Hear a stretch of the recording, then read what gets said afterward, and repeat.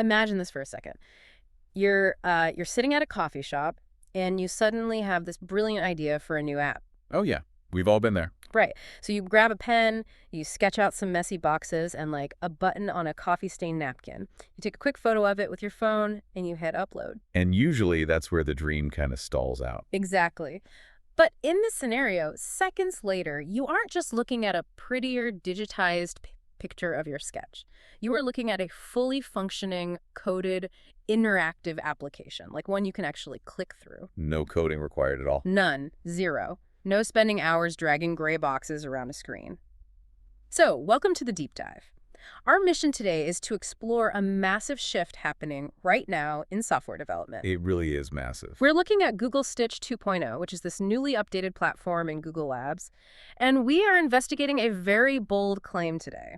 Are we witnessing the absolute death of the traditional design wireframe? It is a massive question because if this tool does what it actually claims to do, it fundamentally changes how anyone with a passing idea brings that idea into the real world. Yeah. I mean, the barrier between having a thought and seeing a functional product drops to, like, near zero. And I think we really need to understand just how high that barrier usually is, right? Yeah. If you've never built software before, the traditional first step is creating what's called a wireframe. Right, the dreaded wireframe. Yeah. Think of a wireframe as the skeletal blueprint layout of a website. It's a very rigid document. It's all those gray boxes and placeholder lines that dictate exactly where the navigation bar goes, where the user profile lives, and like exactly how much space is between them. And getting to that stage is incredibly painful. Is the absolute definition of a bottleneck. Let's say you want to build a new product, software as a service, like a Dropbox or a Netflix, and you just want to get to an MVP. Minimum viable product. The earliest, most basic, testable version of your idea. You just want to put it in front of the user to see if they actually care before you spend a year of your life building it. Totally.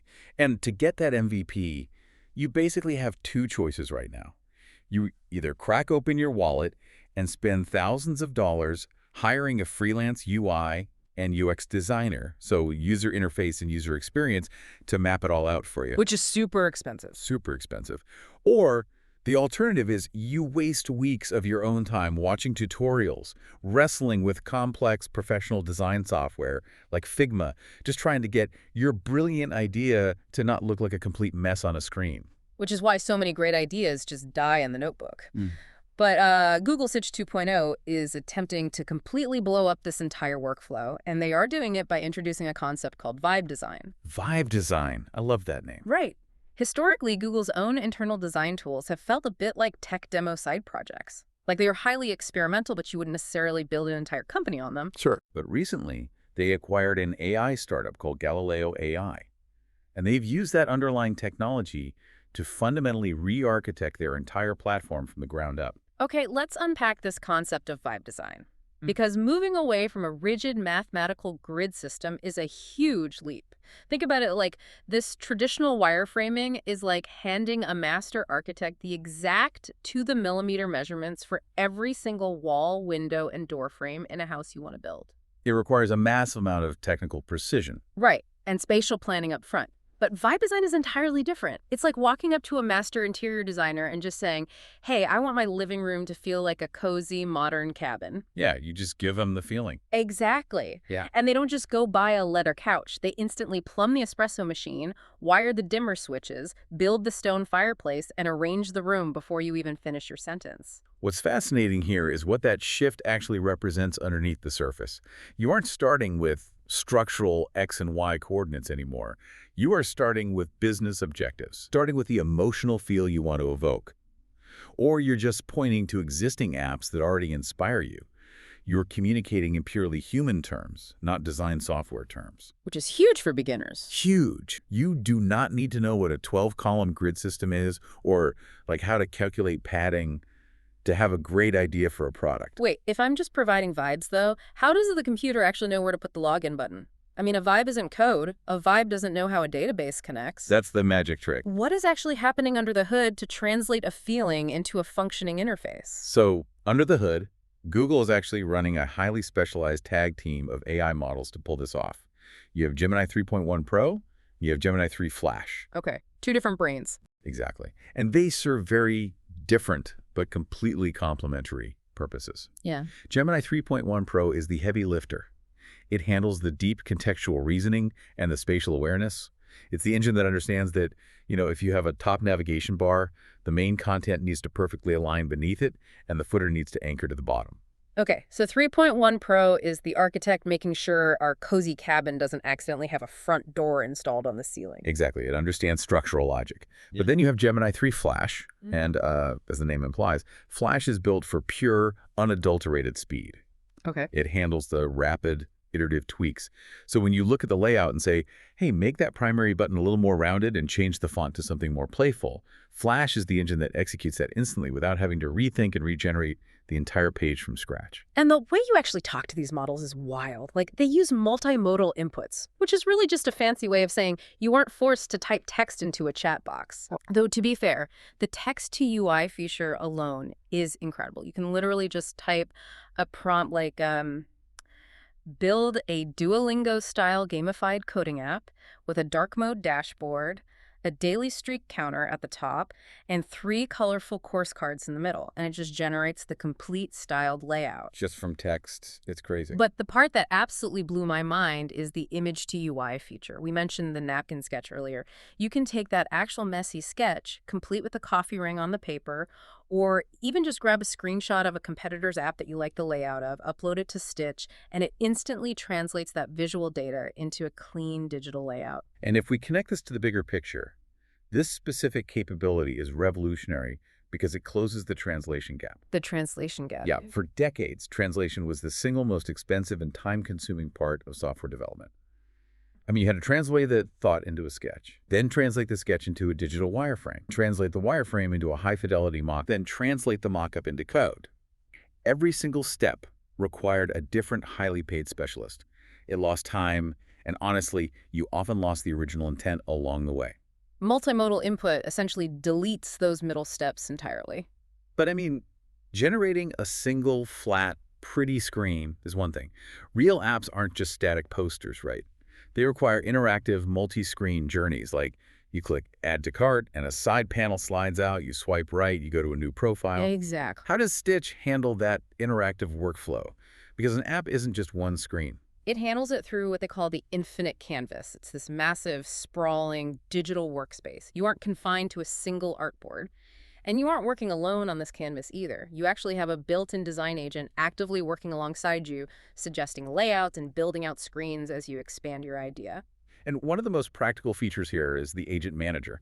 Let's say you have a dashboard you really like, but you aren't sure if you want it to look hyper-professional or like super playful and colorful. Right, the classic design dilemma.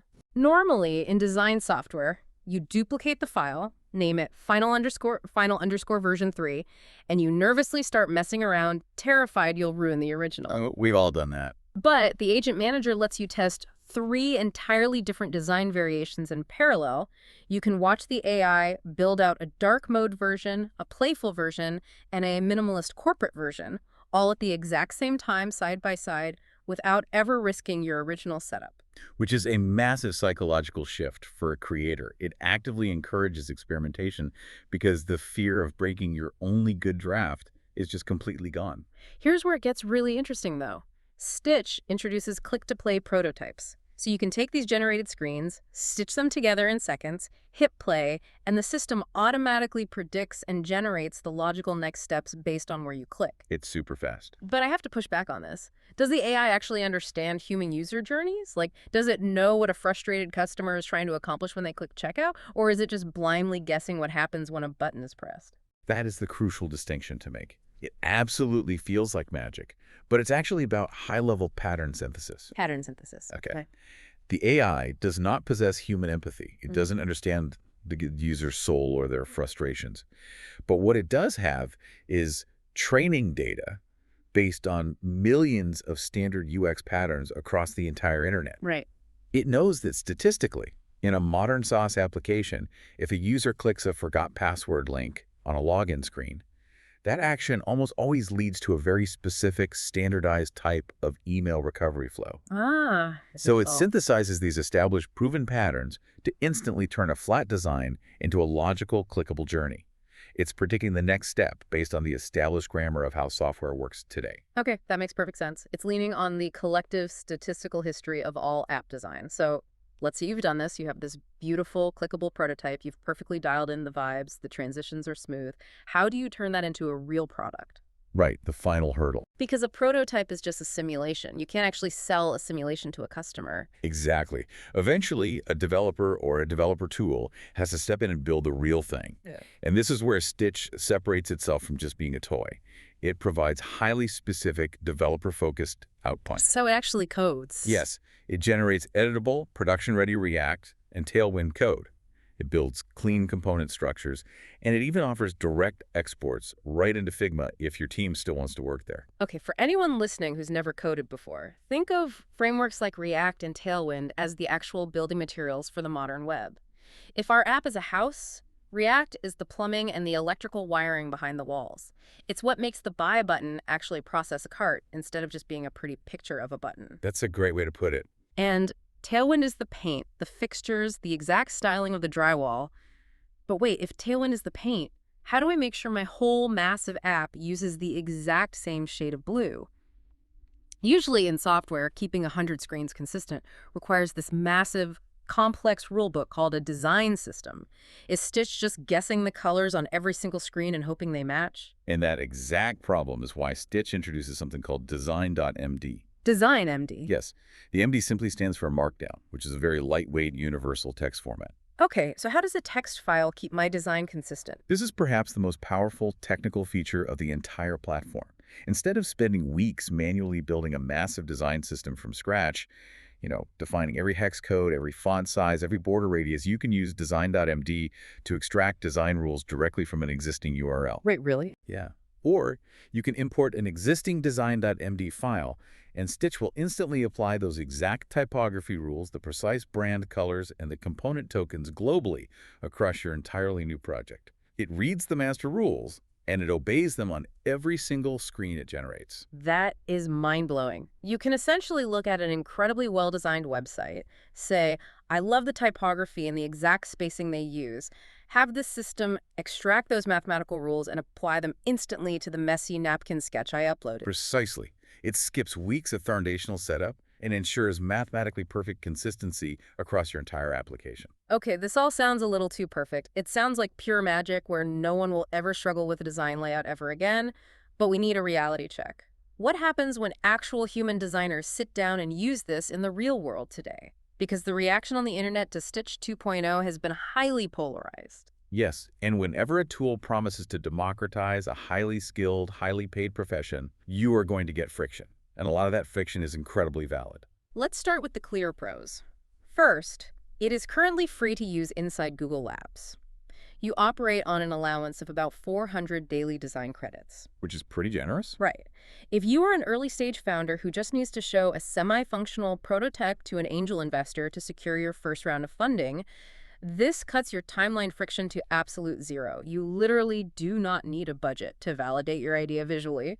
And secondly, the alignment and padding are surprisingly pristine. Because of that Gemini 3.1 Pro spatial awareness we talked about earlier, it doesn't output wonky, overlapping, misaligned buttons the way older image generation AI tools did. This raises an important question, though. What happens when you need to change just one highly specific detail? And this is exactly where the critiques come in. Professional product designers on platforms like Reddit have extensively noted that Stitch 2.0 has a very distinct hackathon feel. Hackathon meaning it looks incredibly impressive from a distance, but if you look closely at the code, it's held together with duct tape and hope. Exactly. The initial one-shot generation, that first massive attempt the AI makes based on your prompt, looks absolutely amazing. It's 70% of the way there instantly. But making deterministic, hyper-specific edits feels like wrestling a bear. Why is that? Why can it build a whole app but fail at a small edit? Because of the underlying mechanism of how these AI models work. They're large language models, probabilistic prediction engines. They are generating what they calculate to be the most likely next pixel based on training data. They are not coordinate-based drafting tools that understand exact X and Y grids like traditional software.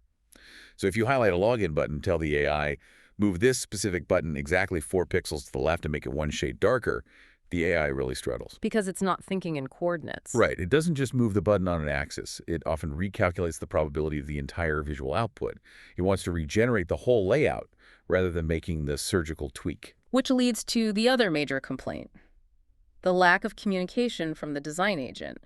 Users report that the AI agent sometimes just changes elements on the screen without asking clarifying questions. If it slightly misunderstands your prompt about moving that button, it just goes rogue. Yeah, totally rogue. Suddenly, your navigation bar is gone and you're forced into these endless, frustrating undo loops. Or worse, you just give up and have to reprompt from scratch. And that exposes the classic limitation of AI right now. It fundamentally lacks human intuition.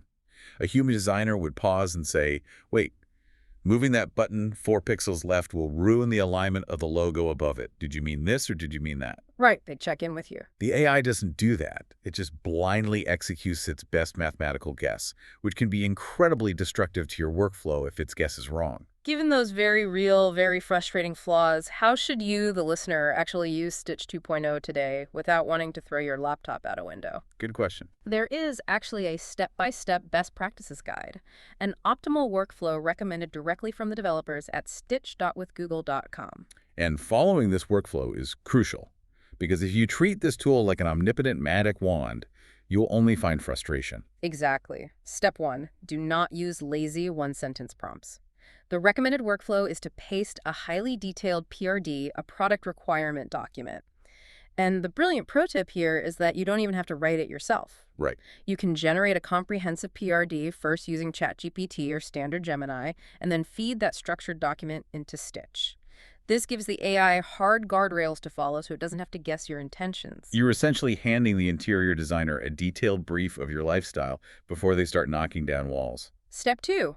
Upload reference screenshots. Do not rely entirely on the AI's imagination. Give it a visual baseline of what you actually like so it avoids defaulting to generic, uninspired layouts, what the design community is calling AI slop. Right. You have to guide its taste. The AI defaults to the average of everything. You need to point it toward the exceptional. And step 3, export early. This is the single biggest takeaway for anyone trying this out. Use Stitch for the heavy lifting. Use it for the initial 70% of the layout. Get the vibes right, get the core structure down, get the interactive journey mocked up, and then export it to Figma or to your code editor to manually fine-tune those pixel-perfect details yourself. Yeah. Do not fight the AI for that last 30%. It's a battle you will lose. Let the machine do the broad, heavy strokes. Human do the precise detail work. So what does this all mean? When you look at all of this together, the multimodal inputs, the infinite canvas, the design.md rules, and the frustrating undo loops, what is the ultimate value proposition of Stitch 2.0 for a beginner or a founder listening right now? Well, to synthesize all of this, Stitch 2.0 represents a major, undeniable paradigm shift. We are moving from manual, highly technical wireframing to AI-assisted vibe design. Yeah. Above all else, it is an empowerment tool. It allows literally anyone to validate a complex software idea quickly and visually.